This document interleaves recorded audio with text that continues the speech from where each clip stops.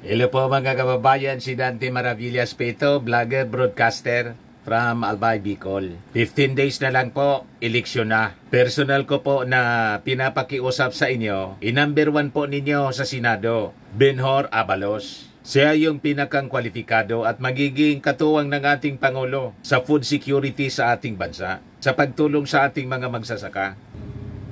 Sa mga magsasaka, ito lang. Number 1, papalakasin ko ang kapangyarihan ng NFA kasi tinanggal ito ng rice tariffication.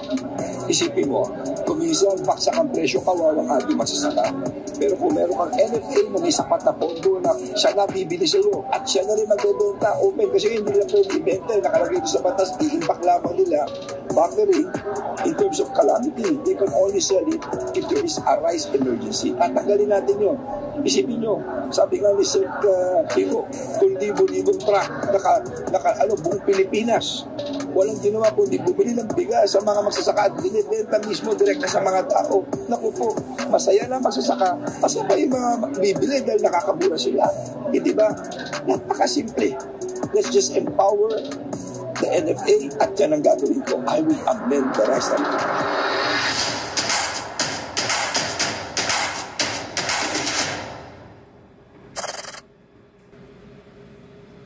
Andito po ang Liga ng mga Barangay para sumuporta sa inyo. Nandito na po kami sa likod ninyo, Senator Benhur Abalos. Ang kuryente natin ay pangalawa sa pinakamahal sa buong Asia. 20 years ago, pinindigan ko ito. Kung ako'y congressman, pumutol ako rito sa pagwis. The most overtaxed in the whole world ay ang kuryente natin. Yan ang una ko ipapay para bumaba ang kuryente, tumami negosyo, tumami trabaho, at tumaang ang buhay ng bawat Pilipino.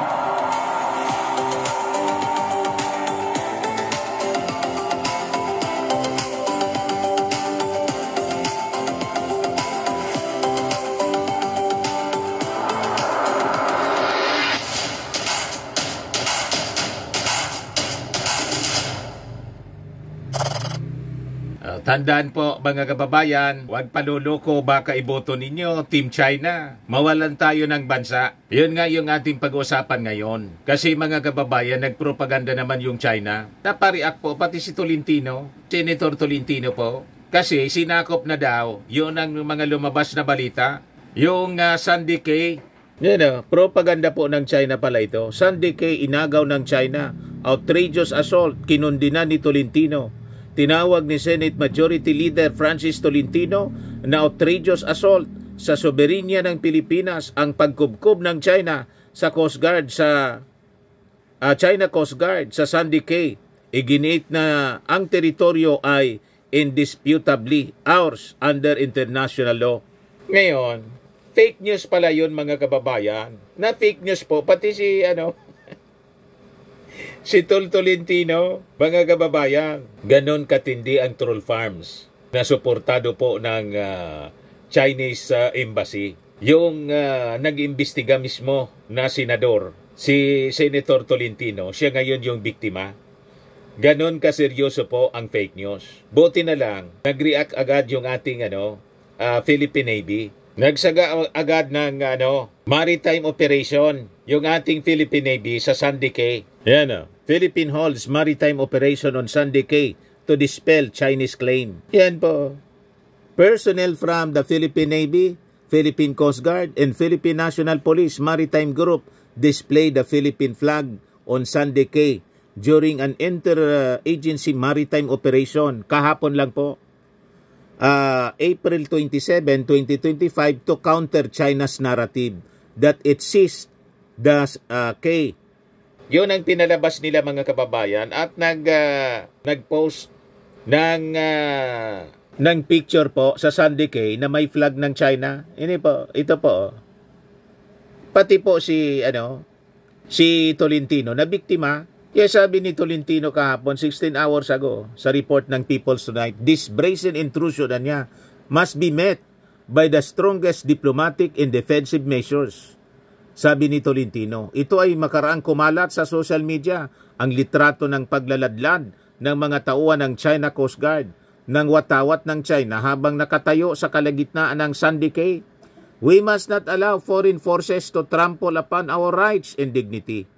The West Philippine Sea belongs to the Filipino people and no intimidation in act of aggression can ever change that, sabi po ni Tolentino.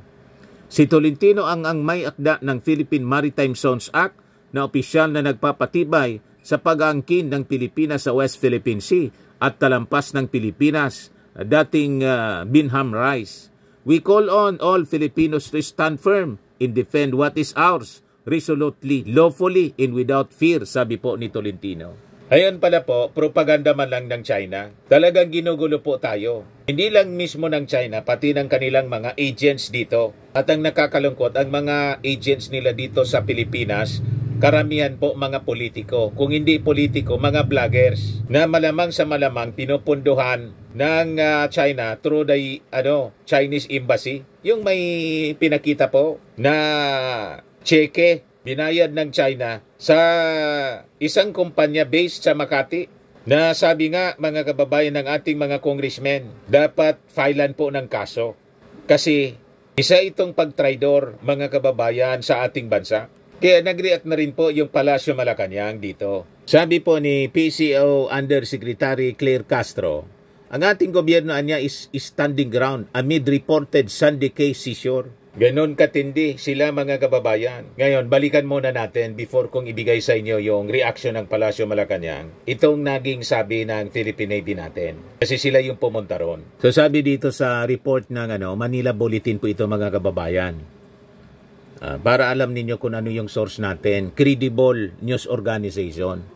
The national government completed an interagency maritime operation at Pag-asa K1, K2, and K3 in its surrounding waters kahapon lang po, April 27, para i-debunk yung claims ng China na declaring sovereign jurisdiction over Sandy Cay. At saka naglagay sila ng flag. Fake pala po yon mga kababayan, hindi man totoo. The maritime operation was jointly conducted by Philippine Navy, Philippine Coast Guard, at saka ng Philippine National Police Maritime Group, according to the National Task Force for West Philippine Sea. The operation which lasted for 3 hours and ended at 7:13 a.m. sought to reinforce the authorities' routine and lawful exercise of maritime domain awareness and jurisdiction over the WPS and to verify the claims of Chinese media outlets that China Coast Guard has occupied Sandy Cay, sabi po ng task force. Accordingly, 4 composite teams aboard rubber boats were deployed to the case, which are disputed low banks of reefs of coral, rock, and sand located in the Spratly Islands near Pag-asa in the West Philippine Sea. Teams 1 and 2 reached Pag-asa K1, Team 3 arrived at K2, while Team 4 landed at K3. There is no truth whatsoever, sabi dito sa balita, to the claim of the Chinese Coast Guard that the Pag-asa case have been seized o sinakop na nila, kinubkob. The facts on the ground do not support this statement coming from the Chinese Coast Guard. Sabi po ni NTF-WPS spokesperson in National Security Council, Assistant Director General Jonathan Malaya, sa press conference kanina. Therefore, we urge the People's Republic of China and the Chinese Coast Guard to act with restraint and not increase tensions in the West Philippine Sea, sabi po niya. We remind them of their commitment in the 2002 Declaration of Conduct, wherein it was agreed by those nations that signed the DOC that there will be no occupation moving forward of unoccupied features, sabi po ni Malaya. We also ask them to stop all provocative activities in the West Philippine Sea, to uphold international law, and help reduce tensions in the West Philippine Sea at this time.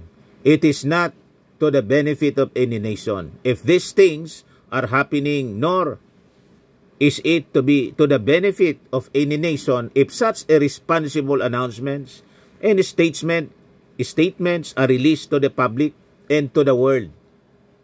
So yung CCG personnel displayed a Chinese flag on Sunday in the South China Sea and declared sovereign jurisdiction over it in mid-April according to report by the Chinese tabloid Global Times. Hindi man po yun totoo, mga kababayan. Propaganda man lang pala yung pinapalabas para manggulo lang. Napariak pati po si Tolentino.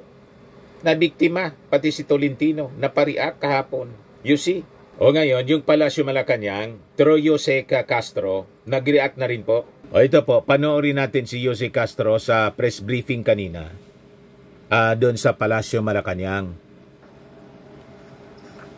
Good afternoon, Yusek. Yusek, over the weekend, China's state media reported that the China Coast Guard has seized control of Sandy Cay, one of the disputed reefs near a major Philippine military outpost in the South China Sea. Has this reached the President? If so, ano po ang naging direktiba niya? Opo, nakausap po natin si DG Jonathan Malaya at inalam po natin ang katotohanan dyan. Ayon po sa kanya, ito lamang, kahapon lamang po, ang Interagency Maritime Operation po nagsagawa po ng pagbisita, ang routine and lawful exercise dito po sa maritime domain natin.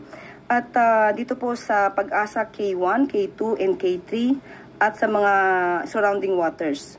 Kompleto po nilang naisagawa ito at pinasisinungalingan po nila na ito po ay na-seize ng China. Ayon po kay DG Jonathan Malaya. At asahan po natin ang wala pong alinlangang dedikasyon ng Pangulong Marcos na ipaglaban ang ating karapatan sa ating teritoryo, sa ating maritime rights, lalo-lalo na po dito sa West Philippine Sea. At wala pong tuloy-tuloy pa rin po ang pagprotekta sa lahat ng karapatan ng bansa na naaayon sa international law, pero may paniniguro na ito ay para sa peace and stability. Ma'am, just to follow up po, nataon po yung insidente ito na may nangyayaring balikatan exercises between the Philippines and the United States, yung militaries po. Can this be construed as a provocation from the Chinese side? Given na ang binibigay nilang rason ng pagtungtong ng Chinese Coast Guard sa Sandy Cay is to exercise sovereignty and jurisdiction and to carry out an inspection, collect video evidence regarding the supposed illegal activities of the Philippine side. We cannot speak for China.